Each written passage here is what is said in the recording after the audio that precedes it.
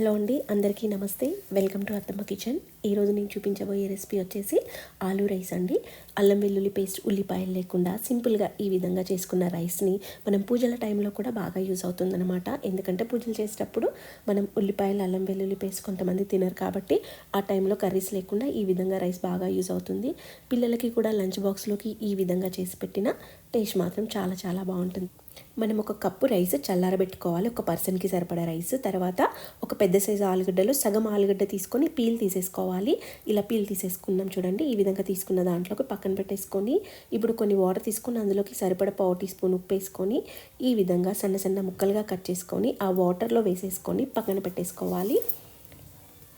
రైస్లోకి మనము ఒక 2-3 పచ్చిమిర్చి మధ్యలోకి చీల్చుకోవాలి. ఒక రెబ్బ కరివేపాకు కూడా పక్కన పెట్టేసుకొని ఇప్పుడు స్టవ్ పై ప్యాన్ పెట్టుకొని 3 టీ స్పూన్స్ ఆయిల్ వేసుకోవాలండి. ఈజీగా 3 టీ స్పూన్స్ నిండా ఉండాలి.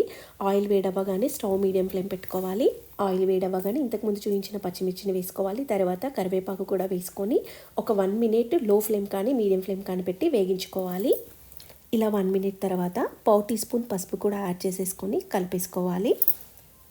పసుపు వేసి కలుపుకున్న తర్వాత మనం వాటర్లో వేసి పెట్టుకున్న ఆలుగడ్డ ముక్కలన్నిటిని వాటర్ వంపేసేసుకొని ఇప్పుడు ఈ పోపులోకి వేసేసుకొని పోపు అంతా ఆలుగడ్డ ముక్కలకి పట్టేటట్టుగా కలుపుకోవాలి.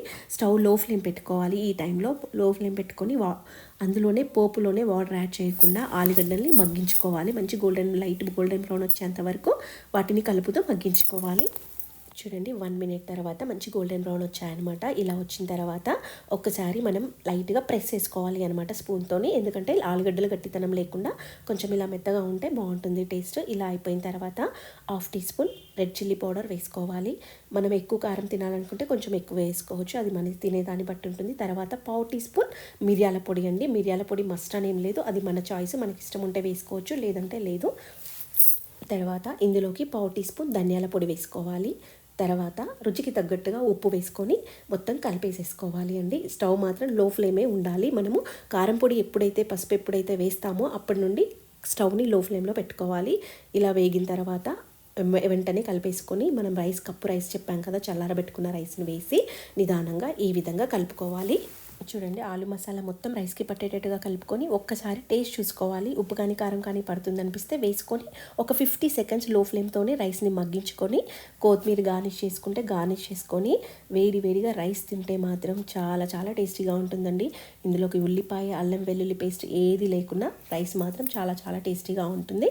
పిల్లలకి మాత్రం లంచ్ బాక్స్లోకి మాత్రం ఇక సూపర్ అండి. కొంచెం కారం తగ్గించి పెట్టామంటే చాలా ఇష్టంగా తింటారు. అంత టేస్టీగా ఉంటుంది. చల్లారినా మాత్రం టేస్ట్ ఎటు పోదనమాట. అంత టేస్టీగా ఉంటుంది. రైస్ వచ్చేసి ఆలూ రైస్ రెడీ అయిపోయిందండి. టేస్ట్ మాత్రం చాలా చాలా బాగుంటుంది మై డియర్ ఫ్రెండ్స్.